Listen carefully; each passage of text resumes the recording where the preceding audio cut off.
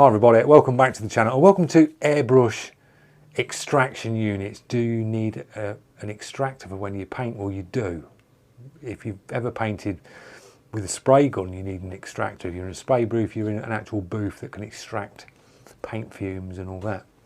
So having an extractor when you're working is key, and a lot of people have mentioned on the channel, where's your extractor when you're doing these step-by-steps and you're talking to a spray and paint?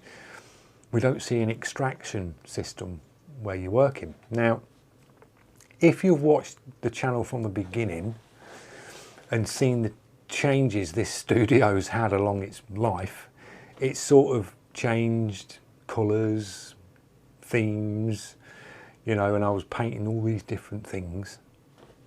And it's sort of like now it's sort of more homed in for teaching the step-by-steps and sort of my workflow of what I do. It's like filming and things like that. You've got to have the camera set up, and then there's the lighting, and you've got to get everything sort of around you set up. So you can't run it as I did before, where you've got your Lambretta panel in here and I'm sanding it down and I'm on the GoPro and you're hearing echoes in here because it's like the GoPro mic's picking me up, and there weren't sound deadening in here, there wasn't carpet on the floor. So it's a lot more acoustically friendly in here now for making videos like this. So people were asking, seeing your videos, where's your extraction? So the extraction is still in here from the beginning. So it's basically, when I was set up as a spray booth, it caters for that. So the room still caters the same like that. It's still got the big 6 foot by 4 foot vent system, grid system in the roof where you can take the filters out. And then you've got a big 16-inch extraction fan just here. And then below that, there's a turbine one as well, like a 10-inch turbine one. So there's twin extraction in here. So when them two are running, it will draw air like you would not believe through this roof filter. It just pulls it down and sends it out the back. So I have got the opportunity to turn them both on. But when I do step-by-steps, when you kick them two fans in, you can just hear them, and it's like you're talking over them, you're having to shout to talk over. So I think that'd be more not nice watching for you guys, watching the step-by-step with just droning that going by. I mean, a lot of comments I get are people moaning about the pigeons. You know, I can't help the pigeons. They're sitting on the roof every time I do a step-by-step. The pigeons turn up, you know. There was one at the glass the other day, just sat there watching me doing a video for you lot, and it was just sitting there watching at the glass window. And it was like, so you're battling with all these different things. You try and make the video as quiet and mic friendly and nice. You know, you don't hear planes going over and someone in the next garden kicking up a mower. You usually get that and you have to stop recording. So putting the big extractor on is like that. It's like an interference. It clears the air brilliant. So I'll usually film for a bit, and then when I say, oh, I'll see you in a minute, and it just sort of blanks the screen, that's when I'll like stop recording, hit the extractor, clear the air, open the door, clear it, and then go back to painting. So it was like stop, start, stop, start. And it was sort of affecting my workflow, not being able to have an extractor running while I'm painting, but be quiet enough so you can still hear me talk and we can crack on with the step by step. So I've designed one and built one, and it's running now. So it's extracting air as we speak. But back into the room, because I've not finished the build yet. I've sort of got everything built. The last thing to do is the last foot I've got to do, and it's drill through the wall of the studio with a core drill, just drill through, and then duct the last bend with a bit of pipe to a vent, an outlet with a little sort of concertina vent that when you turn the fan on, it opens up and lets the air out. So the air is basically running, being pulled in here at the easel, and it's coming out where my feet are here. So the noise you're going to hear is the air blowing down here, but we can crank the fan up and you'll get the gist of what we're doing. So it's booth extraction, it's easel extraction that's very close to the easel. I wanted it as close to where I was working as possible. Try and keep the noise down, but be efficient on what it does and what I wanted it to do. I wanted it to pull from both directions. So we've got a downwards extraction outlet here. This is where it will draw your fumes coming down here, and it's got one here. These are 225mm wide by 50mm deep hole, and that's got like the filter, booth filter in, same as here, 225mm, and they go round to the back of the easel, ducted in 100mm ducting, and they join to a three-way adapter behind the easel. So it all is made behind the easel, so it's sort of timber framed, the easel, and then everything's secured by timber structure at the back. So it's basically a structure that goes like that and then down to the back of the easel that holds all the ducting in place solid. So if I need to move this, I can just unclip the two air lines, unclip the two power connectors there and lift the easel off. It's really easy to sort of like move around. If I need to do a big clean out of the studio, I can just move it. So it's not built and then I think, oh, I've got 2 days trying to dismantle it. I've built it so you can, a couple of clips and you can move it or take it to a show and use it. So that vents down, and then I built a box to the side which is just down here, and the box holds the fan, which is an inline ducting fan. So you have ducting coming in one way. I put the picture of it up now, that's the fan, and then you do your outlet that way. So you can have it in between loads of ducting, and it will just circulate. A lot of people have them in their houses where they're circulating the hot air out the lofts and out the rooms, or you can move air around different rooms. A lot of people do it for like heat exchange and things like that. So that goes down into a box. Now when I turn the fan on, I was testing the fan from 1 to 10 and hearing the noise of the fan. Just in the room I'm thinking, I've got to get the noise down of this fan. So I built a cabinet on Dynamat on the inside of the cabinet, which is an acoustic, like soundproofing.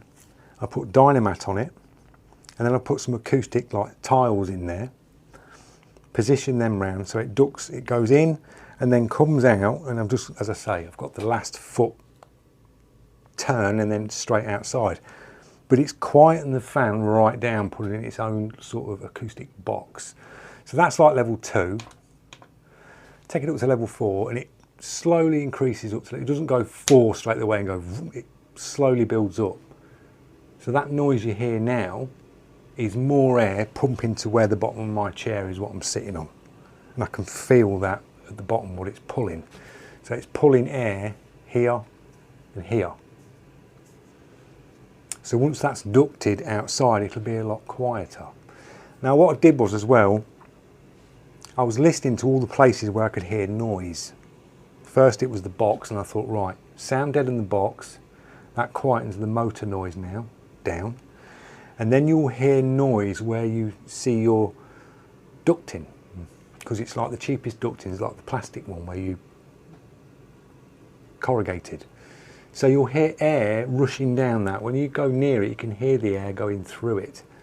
So I just laid an acoustic blanket over the back of the ducting behind the easel and just brought that in, and that cuts the noise down of the air that's running through the tubes. I did that in there and did the same as the ducting comes down here, and just sort of insulated it up, and it quietened the tube noise down.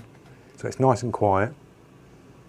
That's on level 4, and you can still hear me talking. If that was like a spray booth filter where you're spraying your models, you've got the noise right next to you. You're sort of like here, it's next to you there. My fan's sort of down here in the bottom corner in an acoustic box. I just need the ducting out the wall, but works really well. So building that, I thought, yeah, that's going to work really well. I could feel it, and I've done a smoke test, pumped a load of smoke towards the paper here, and it literally just went like that, separated top and bottom and pulled top and bottom straight away and cleared where you would be working on paper. So then it came down to this piece here, the cleaning pot. Have you ever seen the cleaning pots where you put your brush into them like that and then you press and pull back? Great for cleaning with, because then it builds up in the bottom and you can unscrew it and you can clean the glass jar out. It's a good bit of kit. This one works even better because I've now 25mm ducted out of the port at the back. So where your little filter piece is at the back, when you spray into them pots, there's a shield inside that's like that, and you spray and your paint hits the shield inside the glass jar, runs down, and that's what drops and builds up at the bottom. And then your air goes under, round the back of the shield that's in there, and then comes out that little vent that sits here. And you see a little vapour coming out of there when you spray into them. Especially if you've got a dark background like this. If I spray and take that plug out, you'd see vapour coming out here. So what I've done is I've ducted that, goes down 25mm, take that up, and I've adapted that into the side of the three-way splitter. So now you've got, it draws from there, there, and it draws here as well. So you're getting, there's a little hole in the end of this here, tiny little hole where your airbrush goes in. When you blow smoke again here and put the fan on, you'll slightly feel it, it'll pull. You'll see the pull and pulls down through here, goes up and through the system. So when you put your brush in and you want to do a quick colour change, it now quick colour changes because you are sealing the gap there when you put your brush in. So that fan's pulling. The minute you press down, pull back, it helps the paint pull out of your brush quicker. So when it comes to cleaning, it's speeded it up because it empties your brush a lot quicker. I've still kept the little filter here inside, so there's no sort of wet paint going up and being pulled through your fan. You know what I mean? You're not taking neat paint straight up and in and squirting it into your fan that's spinning round. It's got the filter there, and I made sure that pipe went up, so it goes upwards and goes into the three-way splitter here. So it's on up like that. So paint's not going to take a lot of force for the paint to go right up there, through that filter, right up there, in. By the time it got to the fan, I think the paint's just literally completely dispersed. But having that like that speeds the process up, really does. So adapted that into it, and it just works. So we turn it to about level 7. You'll just hear the fan start to pick up. This will be noisier because it's pumping, it's pulling a lot of air now. And this will work a lot more efficient once this is ducted out the wall, because it's blowing the air, you're basically just circulating the air just here. Once that's out the wall, it's going to need to draw air from the studio. So it will draw the air from the studio, and you'll feel it start to pull from the roof. When I turn the fan up, 7, 8, take it up to 10, you can really feel this pulling now here.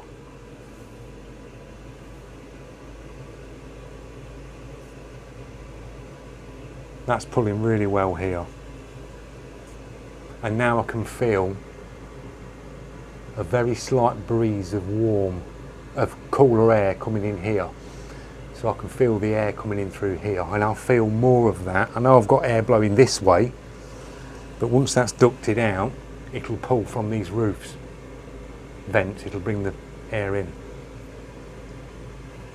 So tell me your thoughts, guys, on what you think to the extractor for working on an easel. I think it's works really well. Nice, easy controls. It's got temperature controls on it as well, so if your studio was at unbearable at 24 degrees, this, you could set this to kick in it and keep it at a constant 20, so it just circulates the air and just brings cooler air in. You can take the heat out, and that's what they're good for as well. And it's not handy that it's there. Didn't have to do any sort of mounting, because I've got the magnetic strip to the easel here for the shields. That's a metal casing, so I thought, and that just stuck to that, perfect. 2 drill holes there, one's a temp sensor, that sits at the back of the easel with a little suction pad, it's a little bar, and that reads the temperature. And then you've got the other one that goes down inside the box, and that adjusts your fan up and down. You can set timers, loads of different timer sort of settings on here. High temp, low temp, high humidity, low humidity. You can set it all to these, to what you want. But I think for the price of like 41 quid for the actual fan itself, with the remote and that in there. You get all the fixings, dead easy to set up as well, really easy, and easy to clean if you need to take the fan out and say clean your blades every 6 months. If a bit of, because you're going to get like, you'll get paint build up on these gauzes, and you will get some that find their way through the fine mesh on these, and you just sometimes have to clean the blades up or clean the fan, but they're dead easy to undo because you just have 2 Jubilee clips sort of over the 2 barrels of the fan here, undo them, take the 2 clips off, and then the centre of the fan just lifts out. So you just lift the centre of the fan out, give it a blow down, clean up the blades, put it back in, clamp it back up. So very easy to put together. The only chores is drilling through the studio wall tomorrow. It's going to be a little bit fiddly because it's multi-layered going through different stages on the studio. It's about 150mm thick. The wall's probably just a little bit more, different voids. So chop through there and that'll be done. But it came together really well, just building it from that easel, and that's just a standard tabletop easel, and just chopped and changed it to fit, and these bits just fitted perfectly in. And I think that 225 is really nice for A3 because you're just slightly over on the A3 here, and you've got full extraction all the way across your piece of paper. When you're spraying up close doing detail, you've got that extraction, probably not just from the top, from the bottom as well. It's catching it both angles, and then you can quickly change your airbrush paint. So you're going to see this in action, and we'll test it, you know, and just see how we get on with it. But a cheap build for the studio, just to keep the videos rolling for you guys and the step-by-steps, and just better and safer for me spraying, you know, because sometimes I do use ISO, slight bit of ISO in the mixes, you know, you want to be extracting any fumes away. So hope you've enjoyed it. A look into a custom extractor for airbrushing on a budget, and drop your comments, tell me your thoughts, and I'll see you lot in the next one. Cheers guys.